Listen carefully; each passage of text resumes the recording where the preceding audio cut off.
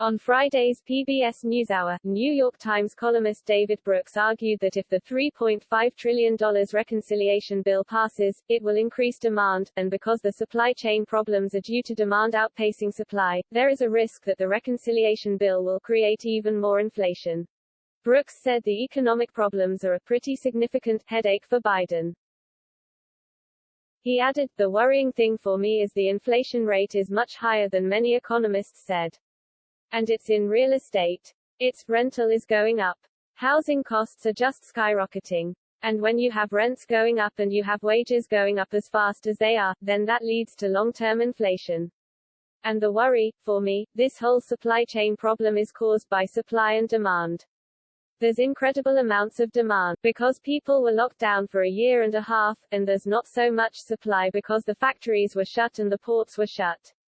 And we now have huge demand. We're about possibly, to spend another $3.5 trillion, pour that into the economy.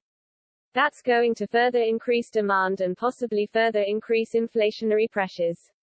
And sir, for the people trying to pass this reconciliation bill and the infrastructure bill, it has to be a bit of concern that they're about to create even more inflation.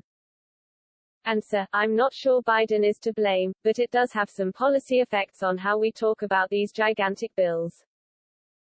Brooks later stated that inflation worries are an argument for phasing in a lot of the things they want to do and make it a little slower, so you don't get this big burst of demand.